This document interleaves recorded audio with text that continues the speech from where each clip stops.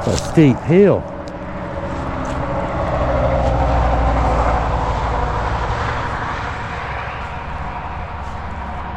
I think I see it. Way up top. Would be too, wouldn't it? Let's head on up that way. Unless that's it. That kind of looks like it too.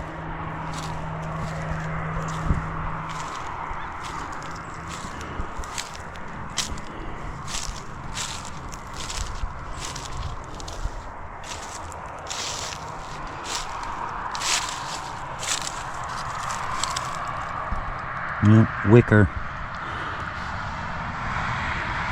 Henry, no. H-E-R-B, Herbert Wicker.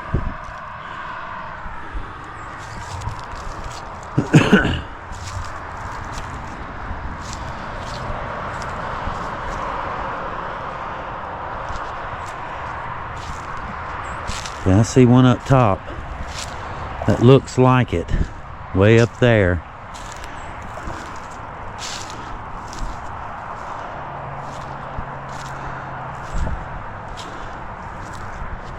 Just Heather will come up behind me. She'll go right to it.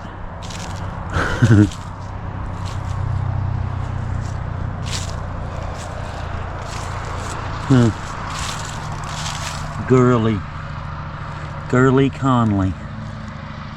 1903 to 1922.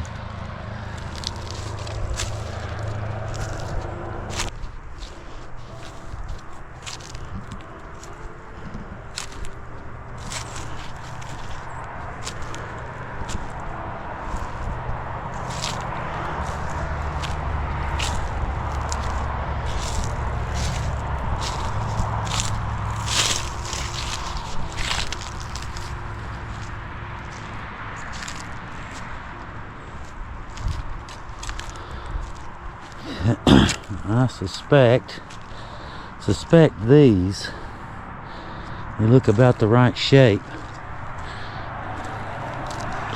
Pedestals.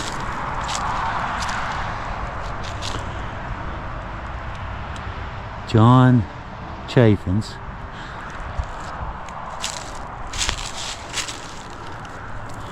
Mary Chaffins.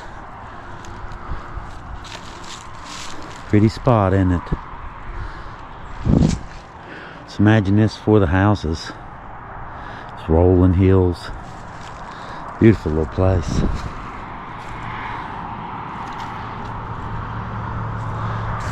Milford Hicks. There's the one we're looking for. I was right.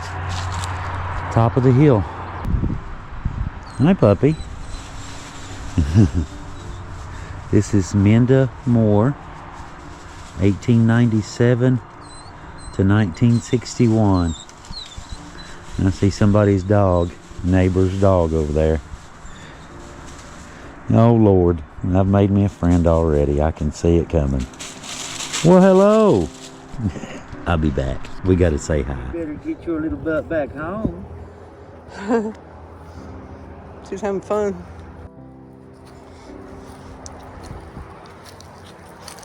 They seem to take pretty good care of this place. Yeah. They try to like fix the headstones when they crumble.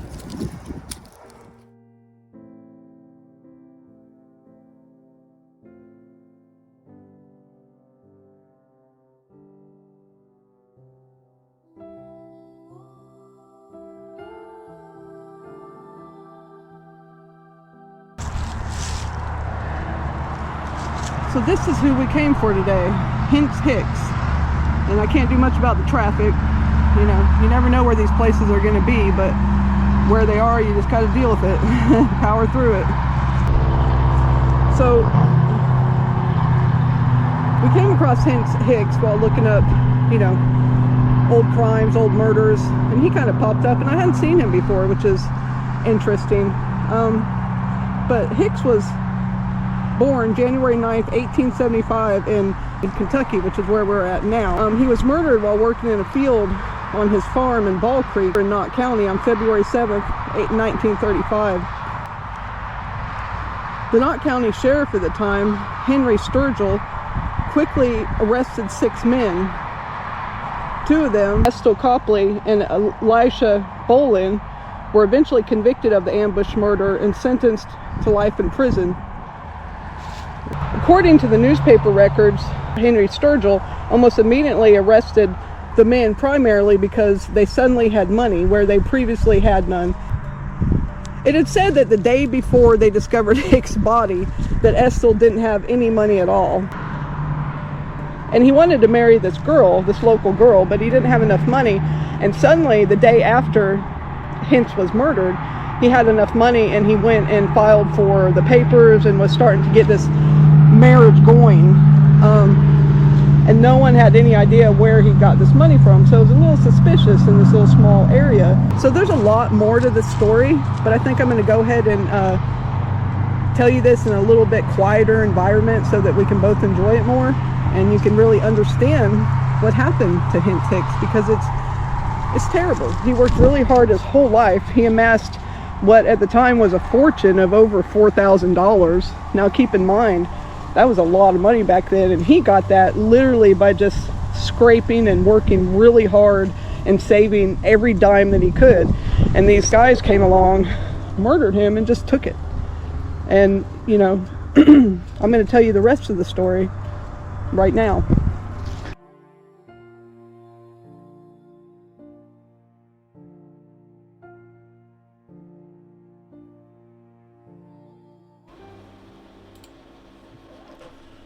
According to the Floyd County Times, dated March 8th, 1935, Hence's maternal grandparents and other family all agreed that Hence Hicks had hidden in his hatband a sum of money which all sources agree was $4,100.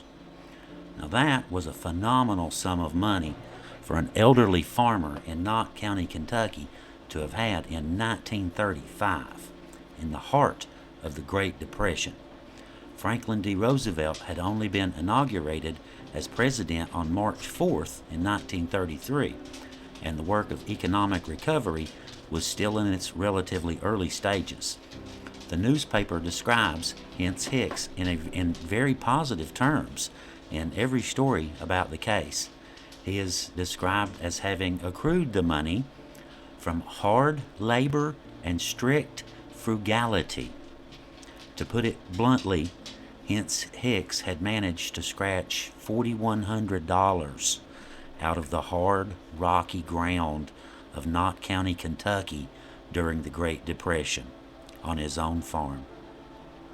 The newspaper further describes Hence Hicks as a peaceable citizen who held the respect of all who knew him. The newspaper story on March 8, 1935, discussed the murder in both graphic and extensive detail. A .22 caliber rifle bullet had been fired into the back of his head. The missile passed through his brain and emerged above the forehead. Authorities believe he didn't even see his killer. The murder aroused considerable feelings in Knott County, Kentucky, it is reported, and an investigation was immediately began by officers. When 5 or 6 men were found in possession of money, a circumstance strange to them at the time, many of them were nabbed as suspects right there on the spot.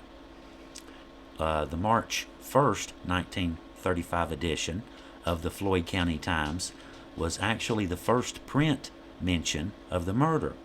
It states that Estill Conley and Elisha Bolin were denied bond, and one of the other 4 who had been arrested was released under a $5,000 bond, which was a relatively large amount of money for a bond at the time.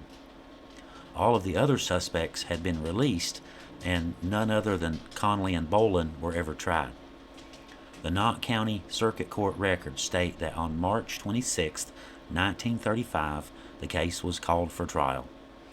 Attorneys for both defendants entered motions that the cases be separated, and Judge Cottle sustained the motion. The Commonwealth Attorney, O.C. Hall, chose to try Estill Conley first.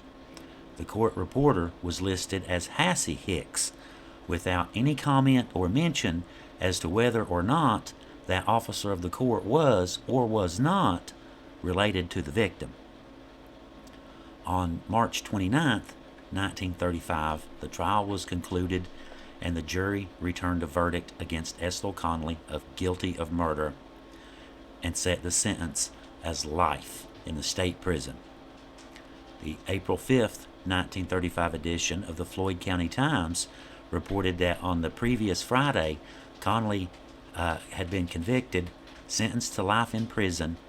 The paper reported that the Commonwealth Attorney, O.C. Hall, presented evidence that 2 sets of tracks led from the place where Conley and Boland were working splitting rails to the spot where Hicks' farm, where the farmer's body was found. There were many questions lingering after the trial. Was there even actually enough science anywhere in America for a ballistics expert in 1935 to testify to a match between a bullet and a gun? None of the other 4 who were originally arrested were ever prosecuted. Judge Cottle ordered that the defendants be transferred out of Knott County Jail due to concerns for their safety. On March 30th, 1935, the court records reflect that Judge Cottle ruled that Ethel Conley is now confined in the Knott County Jail on a charge of murder, and it further appearing to the court that there is danger of mob violence for the defendant to remain in said jail. Ethel Conley told what is purportedly to be the full story of the aged farmer's assassination, naming Boland as the man who fired a bullet into the farmer's head. Boland suggested that the two take a .22 caliber rifle across the hill to the Hicks farm on Ball Fork and trade it to Hicks, Conley said. Conley's story continued. Let's kill the old blank and take his money. Then Boland, from behind a large nearby rock, fired a bullet through Hicks' head, ran to the body, removed Hicks' money, and gave Conley $43.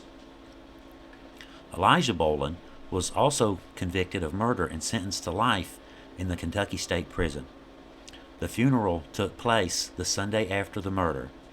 The funeral was preached by Reverend Marion Chaffins and Reverend Melvin Allen. Survivors are listed as his widow and several children and family. This ended the life of another person lost to time. Everyone is gone now, but today, Hence Hicks' story is told again. On a side note, we noticed this grave here of his son. In his death certificate, it says that he was shot just 1 month after his dad and died of gangrene. What horrible, trying time for this family. May they all rest in peace.